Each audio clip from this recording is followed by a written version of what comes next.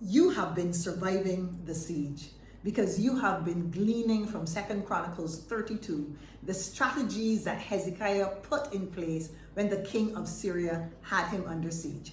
And so far we've talked about 2 of those 7 steps that he would have identified. We have stopped the flow of water, which means we have prevented those people who have been gravitating towards us and sucking us dry. We're not going to be feeding them from our resources anymore. And the second thing we have done is that we have dealt with our vulnerabilities. We have stopped up those holes that will allow people to come in. The third step that we have to do is to create height in the spirit. Creating height in the spirit. Now this is very interesting because one of the things that Hezekiah did, the Bible tells us, is that he erected towers. Towers would have created height. Height would give him a vantage point that was above what was happening. So he could see from a distance, he could perceive better, and he was not limited to what was exactly right in front of his eyes. It's really important that we're able to do that. Who comes to mind when you think about somebody who was short and had to do something about it? Yes, brother Zacchaeus. And you know, I identify with Zacchaeus because I too am vertically challenged. But what happened to Zacchaeus in that case? Zacchaeus found himself a tree.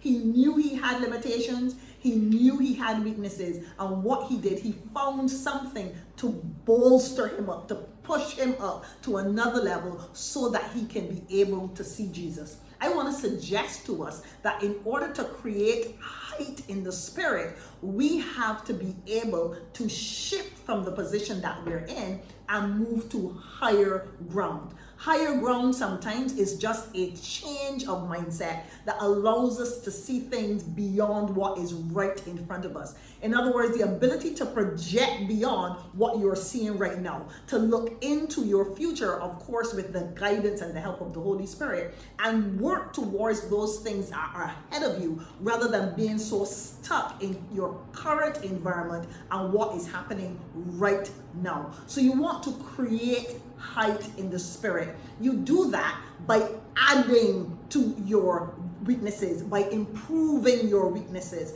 The Bible tells us about if in terms of patience, you add to faith, patience, and you add and you add. And when it's finished, the passage says, and you do that in increasing measure.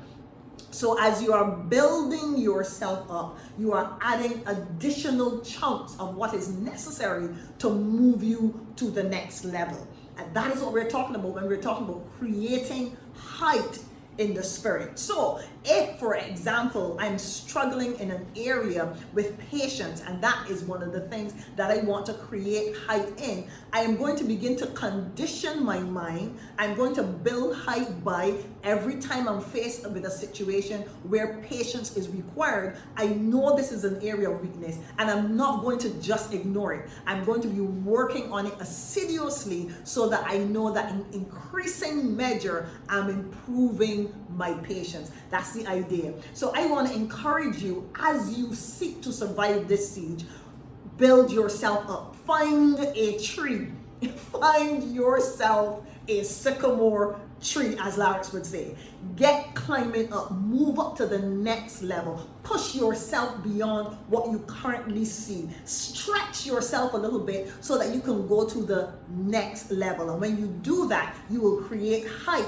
Your perspective will become far better, more precise. You can see beyond the natural eye, and you're now looking in the realm of the spirit. And as you do that, you're creating height. You're going to get taller and taller and taller, and you're going to see further and further and further. Remember, you are a survivor. You are surviving the siege. You now have a different vantage point. God bless you.